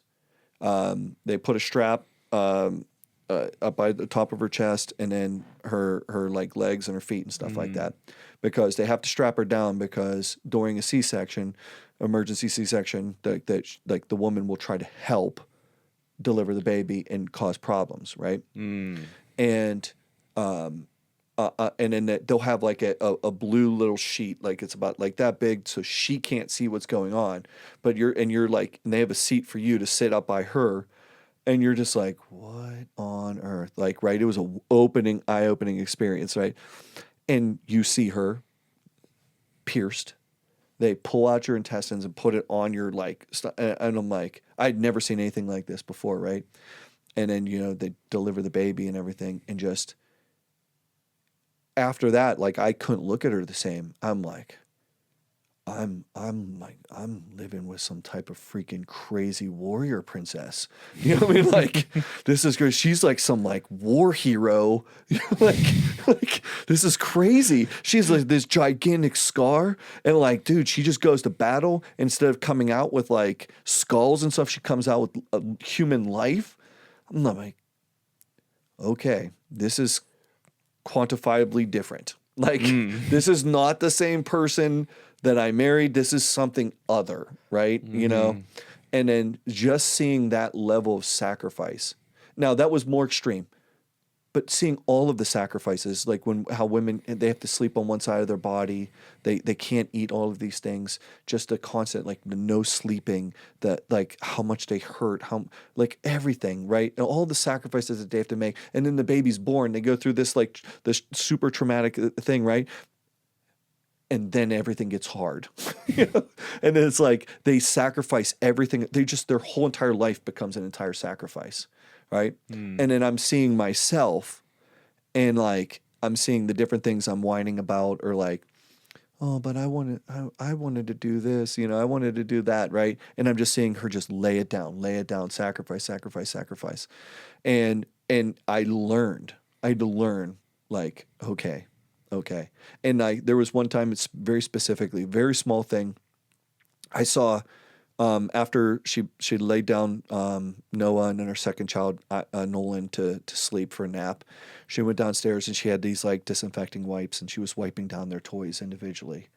And I knew inside myself, like, you know, just internal dialogue, I knew that is something I don't know if I don't know if I loved my kids enough to do that. You know what I mean? Like, I don't know if like, I don't know if I loved other people to sacrifice, to just like, to think to do something like that, to do something so loving and caring. And so like, I don't know, like the attention to detail of that type of love, I had never been pushed to that until I witnessed Anna doing it, you know? And then like, same thing, like she started getting into fasting. And I was like, fasting, that's crazy. Like we weren't even religious yet, right? And she was like, she's like, I've been really inspired by the Jewish faith. Like these people that she was like, what is going on? So, and just seeing these things, like all of this stuff really started with her, you know what I mean? Like just seeing her witness, her strength and her sacrifice informed me and pushed me. It's like, dude, I need to step it up. You know, to be married to a woman of this caliber, you need to hold your own at, like, you know. And so like you guys met us like way down the line, you know, like of like you didn't met young naive me, you didn't meet like selfish me, you didn't meet like not that I still there's obviously still selfishness, but to that level where it's like I've been beaten down and defeated enough now that like Wow. yeah. Wow.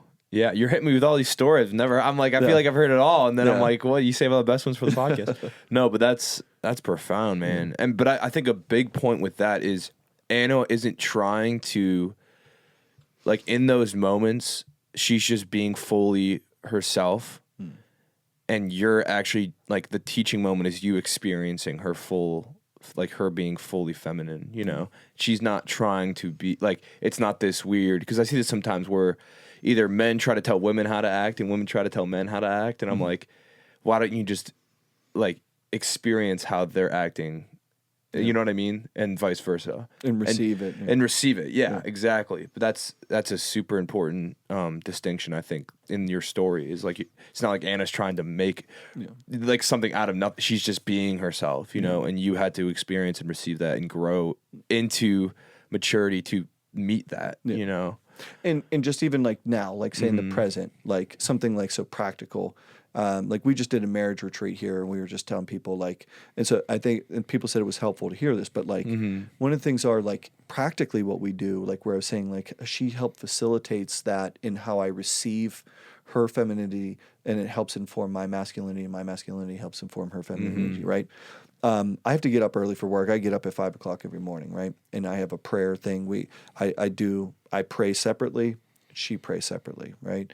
And then after, like, as I'm getting ready for work, then we come together and then we pray together. And this husband and wife, you know, before I go to work. But as I'm leaving, we always make sure we kiss each other and make sure we bless each other. And say goodbye in case we never see each other again. You know, we both know we were both lucky to be alive. We don't take that for granted. You know, I don't know when the last time, and it's like, and it pointing back to the Caleb situation, right? Like that the last night he was alive, like, and I was talking to him, he was playing, he was like kicking my hands and stuff like that. It you know, if I would have known that was the last time I was ever going to be able to play with my son, would I have stopped playing with him, you know? And so like I make sure that, and Anna's the same thing, like we make sure it's like, hey, if this is the last time, I want you to know I love you. And then I leave, and she always sees me off. She's always at the window waving. Now it's like, you know, by the time I usually pray for an hour, she prays for an hour, we pray together for, you know, about 15 minutes, 20 minutes or whatever, depending on how long before I go. So it's like about 6:20 when I leave. And she, you know, we have a 7-month baby at home. Like, you think she would like to sleep in, right? You know, but she gets up and does all of these things that like, that, you know, helps inform me. Like, what do you think as a man, what do you think I feel when the last thing I see is my tired, exhausted, sacrificed wife standing out the window, waving goodbye to me, like making that sacrifice because she just wants me to know that I'm loved and seen and appreciated as I'm leaving to go to work, right? It's humbling, man. That's super humbling, super humbling. And I know that everything I'm doing is to just get back to her, you know? And then so like every single thing then starts, once again, you start seeing that love dance, that like her poured out and then me pouring myself back into her. And like, you just see that love dance, that's that Trinitarian love dance physically. That's what it looks physically like for us. And it's not something far out there. God is not something far away. He's in that moment. That moment can't happen without God. It can't happen. It can't. My masculinity, her femininity, it can't be realized in that situation without true charity, without God present, and without Him granting the increase and blessing and keeping that moment. You know. And then the other thing that we do is we don't keep it for ourselves. We offer that up to God in praise. We don't try to possess it. You know, like that's all of that stuff is to the praise and glory of God, because like. What would we do with it anyways? You know what I mean? Like, yeah, Father John. It's so beautiful to hear it from a married person's perspective, because Father John was kind of talking about him, kind of like he just does. It's like this pouring out to the church and like constantly going on, you know, calls, spiritual direction, you know, going to hospitals to see, like to do last rites with people, just all these things that, like, it's so beautiful to see that in the priesthood. And just having an episode on that and seeing it in the married life, I'm like, whoa. And I kind of get brought back to this realization, which I want to talk to you about, of like, why is that so unattractive to people? Like, why are people so afraid to be giving like that? You know, like, what is wrong with the world? What is wrong with people's perceptions that they just don't find that attractive in the slightest? You know, it's like, yeah. So, well, first up, shout out to Father John. He's got one of the most purest hearts of any human being I've ever met. Yeah, and he's awesome. I've been very truly honored that he's the godfather to my newest daughter, Miriam. But yeah, so why are people afraid of that? Is like, people are afraid of the unknown. You know what I mean? Like, and you think about like even just from the beginning to the fall, like why did we fall? Because we're afraid of that unknown, right? Because we had friendship with God. We had perfect friendship. But the only reason why that there was able to be a fall was because there was the possibility of a higher, greater perfection, and that was intimacy with God. And the way I say, like, this is something tangible and measurable, right? This is how you measure it. You take whatever you can imagine as perfection of paradise, walking with God in the cool of the day, right? No sin, no heartache, and you think about every sin, every rape, every murder, every slander, every theft, everything that has ever occurred from that point to now and to the end of time, and you inverse that. That's how much greater intimacy with Christ has to be, or God's not good. Yeah. That's just fact. Yeah. Because if God permits it, He only permits it if it's a greater good. So that being the case, well, that's frightening. That's frightening to think about. You know, that's frightening to accept that, like, you know, because what does that mean, right? That means I have to accept my son's death, right? That means Anna has to accept all the terrible things that happened to her. That means I have to accept all the terrible things that happened to me. And that means that you have to will that good for all of those people that did those things to you.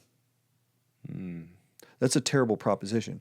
The reality is, I'd flip over what you said, right? I think that those people who reject it are being a lot more honest than the people who presume to accept it.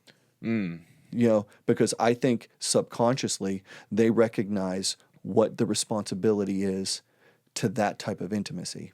And they're subconsciously just rejecting it because that's a scary notion, you know. Well, let's talk about the second part of that, though. Yeah. Like, let's talk about people who have accepted it but aren't willing to take responsibility for it. Yeah. So, like, you see some people who reduce the responsibility to that type of intimacy to liturgy, and they use liturgy to keep God at an arm's distance away. Or you see people who use their vocations, use their whatever whatever it is, like like they're called to marriage or they're called to the priesthood or whatever, and they use their vocations to keep God in a distance, arm's distance away. Or they use the word discernment,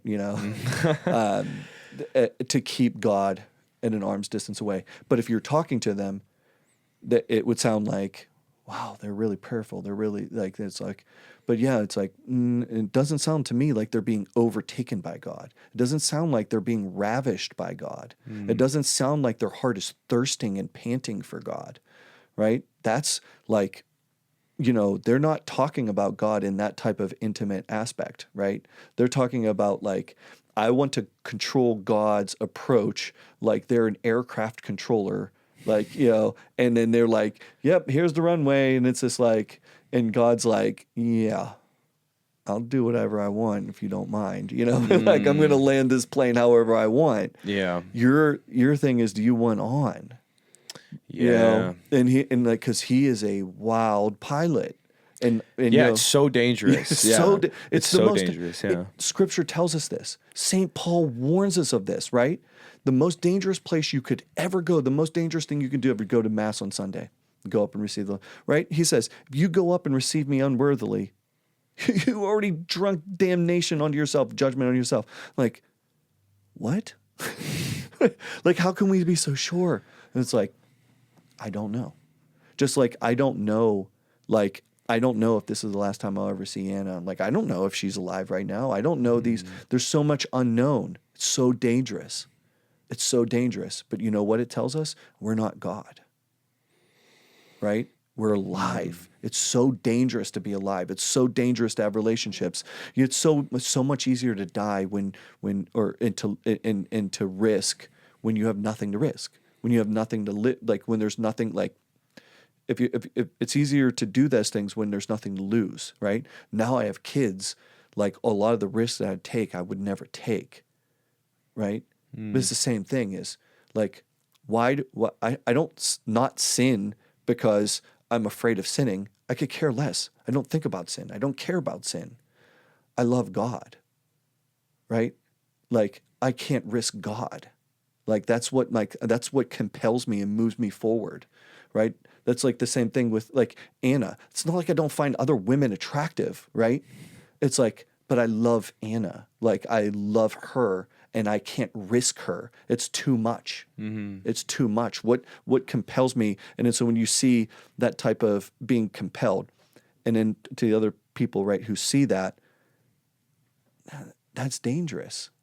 And there's so many other people who are offering an opportunity. It's like, hey, we can do a similar action to that that's nowhere near as dangerous, and it's a lot more safe, and it's much more contractual than that, and it's not like a loss of self, We can both maintain our selfness instead of being selfless, So do you think speaking into false masculinity, like that's such a thrown around term. But do you think false masculinity just isn't choosing? Yeah. It just simply isn't choosing the call that God's given you. You know what it's like? Trying to live it out without choosing. First person ever committed false masculinity, right? Yeah. Adam, right? Yeah. He just stood by. He didn't make a decision one way or the other. Like, and his wife made the choice for him. Like, she went and chose. He was supposed to protect her. He didn't. He was supposed to be tending to the thing, right? That's why, what happened after Eve ate from the apple, right? Do you remember what happened? They realized they were naked, or no? Nothing happened. Because Adam was given the authority. Adam was given the covenant. He was in charge. That's why when Adam ate from the apple, all hell broke loose, right? Like, and so like, that's where everything fell apart. It's like, and then what does Adam do, right? He hides from the responsibility of it, and then like they realize that they're naked and they're ashamed and everything like that. And then God says, he asked that first question, where are you? Yeah. Not that he doesn't know where we are. He's like asking them, like as a loving father would, like, where are you? Like, asking like, do you know what you did? Yeah. And then it's great. Like his answer was just like, well, Satan did it, and then it turns out like that woman that you did, and then who puts a tree there? Who puts a tree there that says like you can't do? I'm like a little kid. Who would do that? This is like your fault and your fault and your fault, right? And then like you said, so it came from like an indecision, and then a lack of responsibility. Like, and if you sum up anybody that you found had false masculinity, you probably see those two marks. Yeah. I mean, so true. And I think we're all capable of that on a daily basis, which is something else. Like the only reason, again, I say this all the time on this podcast, but I need to reiterate it because it's super important. But I'm bringing on like people that I find. I'm really bringing on people who have helped to form me first and foremost, but I'm also bringing people on to share their testimonies, not to like wage war on people and their ideas of masculinity, but to help them gain an understanding of themselves. That's so important because I think so many people nowadays are like, you want to be masculine, you got to be exactly like me. It's like God is the only one who has the authority to say that, or Jesus. But it's like that, and that's the only person I think in my life that I've learned to be like, like Lord, give me a heart like David's cry of his heart, like just pretty much give me a heart like yours. I forget what's his exact terms. I pray this prayer all the time. Make me a man after your own heart. Thank you, Bethany.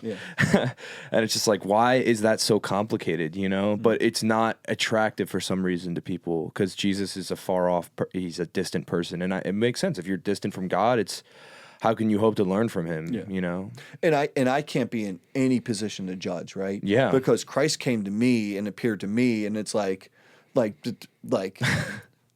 I'm like I don't know what to tell people, like have Christ appear to you or whatever, like but like so like in some I am zero position to judge people, right? Like because of that circumstance. Like I was probably such a disaster case that God was like, no, I'm gonna have to deal with have to deal with this personally, but like these other people, like these other things, like there's nothing wrong with any of the things that some of these people are proposing, right? Like you brought up like what David Goggins, right? David Goggins, David Goggins, like he like fitness guru, right? There's nothing wrong with fitness, but are you using that to keep God at a distance? Are you keeping that to run away, or are you using fitness as a reason to not make a decision? Yeah, it's affirmation seeking, but it's affirmation seeking from everyone but God because you're afraid of what God's going to tell you. That's what I think. It's because it's like God again. He's going to tell you something really dangerous. Probably he's going to tell you who you are, and you're going to be like, holy crap, like I don't want to ride that bus. Like let me be comfortable, and it's honestly that's a fair reaction. Like. I'm just figuring all this like day by day, figuring it out. But it's like that's a fair reaction. My life has been again so freaking crazy ever since I joined the church. Like actually, and my parents are even like, "What the hell?" Like they're like you were happy, living in the college. Like my parents are so devout, but they're just I think they noticed in all of their kids, like Xavier, my older brother, leaving to be a priest after he could have a super successful finance career, and like everyone's like I'm meeting these people who knew him previously, and they're like, "Your brother's gonna be a priest? Like what the hell? Like he's such a good looking guy, could have the whole world in his hands, and he's gonna go be a celibate, penniless priest." Like even I was mad at that. Zave's sexy. Yeah, he is. Even I was a little bit mad at that. I was like, man, God, you know how to choose him. But it's like that's what I mean. It's like that's the most idiotic, dangerous thing ever in the world sense. But it's like I'm here for it, like why not? And I think that's what God's trying to get at in men is like, are you willing to do something so different that you're going to be, first of all, looked at like a fool, but second of all, will you have enough intimacy to look like a fool with me, because I did it first, and there's such an intimacy with that. And I mean, and you see the image of that, right? You just said like being conformed to his image, and you see like that image, right? So what was what was God's crazy story? Like think about how amazing this is, right? Yeah. His crazy story. He comes down from heaven, and empties himself. The kenosis, word becomes flesh, right? And then he bursts into family, and then grows up, and then basically the most dangerous thing he thinks that he could possibly do. He's God. He would know what the most dangerous thing is. He immediately ends up into community and relationships. He's like, that's the most dangerous thing that you could possibly do. Yeah. And he's like, and he even tells them all the time. He was like, yeah, one of you guys have a demon. You're going to kill me. Yeah. He's like, yeah, I love you guys and you're going to betray me. Like, and it's like, and think about it, like when you're telling your parents, probably one of the most crazy radical things was that everybody has been so conditioned to like keep everybody at an arm's length away, right? But the first command is love thy God with all of thy heart, all thy mind, all of thy soul, all of thy strength, right? The second commandment is like unto that, which love unto others as I've loved you, right? That love that I'm pouring into you, pour into others, right? This is that love dance.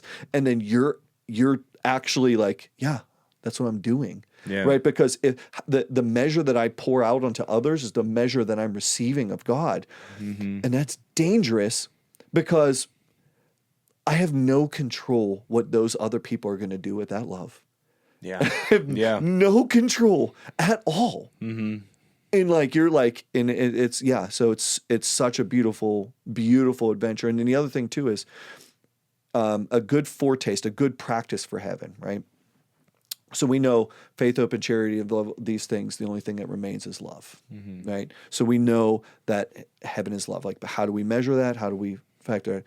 We look at in Scripture, like the one time where Christ demonstrates like surprise, so to speak, right? Is the centurion. He encounters the centurion. The centurion stops him in the way, meets him and says, "What are you doing? Like, just say the word, and my servant will be healed." Like I'm like I have authority like you, but he recognizes God, recognizes his authority in pure charity. Notice he's not asking anything for himself. He's asking for his community. He's in love with his servant, and so he, in this act of pure charity, right, surprises God. So that what does that tell us is that God in heaven, like us with God, everything will be a constant surprise. Like everything will be new. Like when he says, like, look, I make all things new, right? And he says it in the Revelation, right? Right at the end. He tells us right at the end what to expect. I make all things new. We're just going to surprise each other, right? And you see that. We see that foretaste of heaven right now when in our communities and like how we communicate with each other and how we relate to each other. We're constantly surprising each other. Yeah. We're constantly surprising each other by our love and our desire to love and how we pour ourselves out in love. But if it's not and at the same time I see this in community, like if it's not dangerous, if there's not the propensity for people to really hurt each other, how are you ever supposed to grow? Like how are you ever supposed to grow in faith, hope, and love in any virtue for anyone? If we're living heaven right now, how can we hope to gain heaven? It's like it would make, and it actually just hitting me right now. It's like it makes no sense. People complain all the time about this person's mean or this person's that, and I'm like, I complain. It's like I don't want to deal with this right now, and it's God's like, why would I love you so much? I'm giving you the opportunity, it's such a gift to get the opportunity to be like in mission and to go through sucky experiences, because it's like I can only hope to gain wisdom and knowledge and graces through that, and more so hope that the other person also gains that, but it makes sense to me why God invites us to this dangerous life and then keeps allows us to live dangerously in it. It's not like, here's this dangerous life. Okay, now you can live it chill. You can be comfortable, Yeah. But even with that, like you were saying, like with like how else will you grow in virtue and stuff?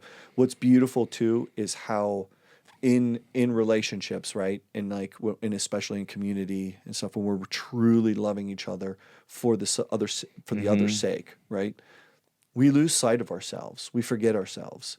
And so like we forget about even growing in our own virtue or whatever, because we're just so desperately in love with each other and seeing the blossoming virtue and the work of God, the power of God, the triumph of God in other people, right? And like, just like, I've prayed with like Bethany before, like a whole bunch and stuff like that. And Bethany's story is wonderful. And like hearing like the triumph of God in such a profound and like, way, and like her witness and how great that is and stuff like, how how can you not run through a wall? Right? I mean, like, Yeah. you know, how could you not do? How can you not reach into hell and pull people out? Like, Yeah. how do you not do these things? And it's like, but the thing is, like, if I was just listening to my own story, like, I don't get charged up. I don't get amped up Yeah, over my story, exactly. right? Yeah. I get charged, and I fall in love constantly with like, oh, like the and just seeing like how wonderful all of these people. Mm-hmm. But I would say here's one of the key is, right? I agree with God that people are good and that the beauty of their being is meritorious of their dignity and their stuff that he created. It's a work of his own hands, right? But I don't love people for Christ's sake. I love people because they're worthy of being loved. But I don't possess that. I don't grasp at that. I offer that up to God. So like I hear Bethany's story, right? I don't try to possess her or grasp that or control that or shape that, right? I offer that up to God because I'm like, this is so beautiful. Like you were right. You were right about it. Yeah. You're right about Max. Yeah. But you don't try to possess it. You don't try to grasp What is possessing it? Like, what does that look like? demons. Well, yeah, but like, if Sorry about your you just don't hurt the Yeah. lamp, man. Those were expensive. What does it look like for a person to try to possess someone's story or beauty? Like, what is like? I'm trying to understand what you mean by that. Yeah. So like somehow making it like I guess maybe a practical way. Yeah, would practical way would be good, yeah. would be to figure out a way to have it benefit you in some way, or relate to you in some way, or build you up in some way, or appreciate it, or figure out just some way to, I don't know, kind of bend it back towards yourself instead of just like loving it for her sake and just without trying to take it from her or like own it or handle it. You know what I mean? Like, Yeah. like understanding it's just like, no, that's like a precious thing. Like that moment is like in her own monstrance, and being respectful at a distance and like seeing Exactly. it, right? Yeah. Instead of handling it. Cause like, could you imagine if we went to, like a festival of praise event, right? And people were just going up and they were just passing around a Luna. Like we'd just be like, Yeah, you'd what be the heck, horrified, yeah. right? But like Bethany's story, right? Imagine if we were just like passing around her story, just like out of the context of Bethany explaining and like, and like that would be horrifying. It'd be horrifying for Bethany. It'd be horrifying for us, like who know her and love her, and like just be like, whoa, like that's, Yeah.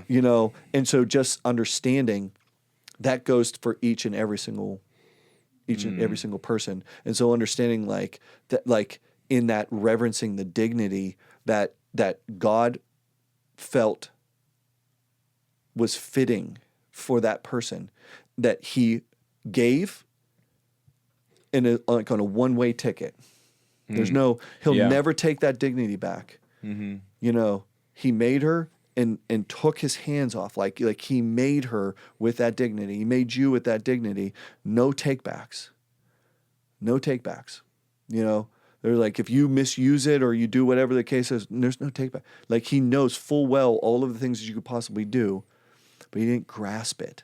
So talking about conforming to image, like then I don't grasp it, and would implore everybody else, don't try to grasp at That's people. such a natural human inclination, though, which is like why we get in trouble. But that's my whole point. It's like, Or even my wife. yeah, You're saying natural inclination. That would be the most thing. Yeah. Is to grasp at my wife and try to conform her to my image, or to let her conform me to her image, or to grasp her story, or to grasp at that and hold her dignity for myself. yeah. But that's, people think that when there's intimacy, they can blot out God, which, and then you have nothing to grab onto but the other person, and it's just not, it's not right. And that, I'm like making sense of things in my mind as you're talking. I'm like, that makes so much sense. But it does make a lot of sense when, even in relationships or any type of relationships. That's why it's so dangerous, because God is like asking you, please keep me the center.